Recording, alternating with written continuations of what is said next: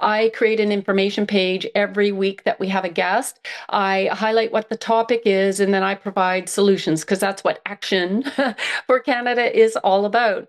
So we give some information again on our website, always providing the links to our guests' website and whatever other pertinent information is needed.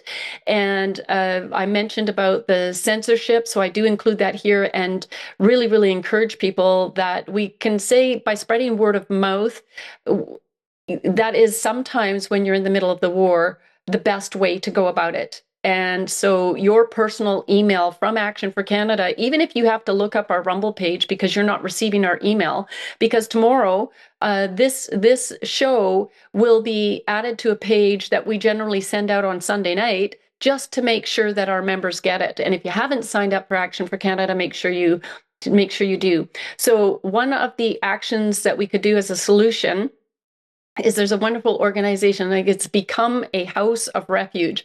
And that's a call to pastors and churches to consider becoming places, as I say here, of compassion, truth, healing, and practical support for those facing crisis pregnancies and abortion regret. So it could be, a woman who has just found out that she's pregnant, she's panicking, how could I possibly do this?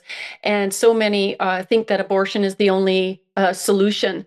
And really what they need is support. How do I get through this? Where will my support system be? Especially, if they are single and maybe don't have support of their family. And then there are many of those, I would say the majority, if not all, that suffer some form of abortion regret. And that's a lifetime of regret.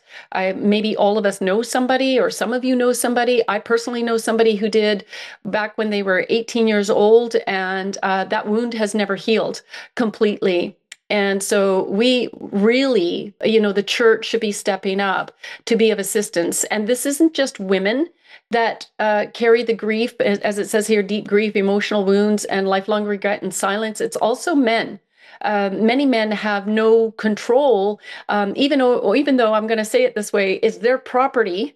Their DNA that is inside the womb of that woman, that was two people that made that decision, yet they're not having a right often to say, no, no, no, I want that baby. Like, even if they were willing, to raise that baby. So there are men who carry that regret deeply as well. And so we want to make sure that these people know there's help for you and there is a place of refuge. So again, go to our webpage, find this information. I'll show you where you can simply find it. Another action that you can take, a solution, is we've really been promoting candidates, support, promote, vote. Isn't that great? Get out there, raise them up from within our churches. And we really, really need to raise up good, godly leaders, because you can imagine if we had a majority, we wouldn't be dealing with this issue. We wouldn't be one of the only Western civilizations with zero abortion legislation. Abortion is legal in this country up to full term. I showed you a couple of weeks ago when we had Jocelyn on, a 21-week-old baby in the womb, and full term is, 24 weeks to 40, and you've got this life with limbs and a heartbeat, and from very, very early on, 12 weeks, 8 weeks, 7 weeks. So the fact that abortion is to full term, I want to see abortion stopped. But the fact that late term abortions are happening, and they're happening regularly in Canada, I mean, we got to start somewhere. There's got to be a law. And then thirdly, be informed and educate others.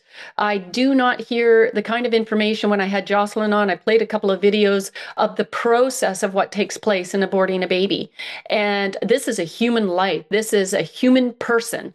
And they take this baby, and this is a bit graphic, I'm sorry, but from limb, when they tear them from the womb, or a chemical abortion. It's got to stop.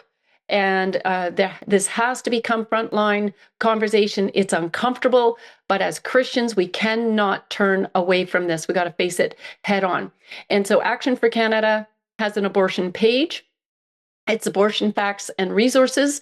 The abortion pill reversal it's been moved right to the top of the page because there's a short window to turn an abortion around, a chemical abortion around. Here's a helpline. If you click on, just phone this number, click on that link, you will get the help that you need.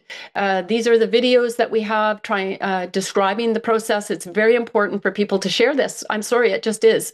You got to toughen up a bit because we have a responsibility, and God is going to judge Canada harshly. And we're in the middle of that judgment, and that is why we're suffering. We need to vote for a party that is willing to put forward legislation. The Conservatives, Liberals, NDP, Bloc Québécois, and Greens refuse to create legislation. It is only Maxime Bernier at the People's Party of Canada and Rod Taylor at the Christian Heritage Party who are willing to put abortion legislation forward. These are the people that we should be electing into office. Here's the information about Become a House of Refuge. And then there's Jocelyn from a couple of weeks ago, some other information that's pertinent. We'll continue to build this page. If you haven't watched Unplanned, I really, really encourage you to do so. Tonight's links with Ashley will be heartbeatinternational.org is one of the links that you can go to. And of course, abortionpillreversal.com.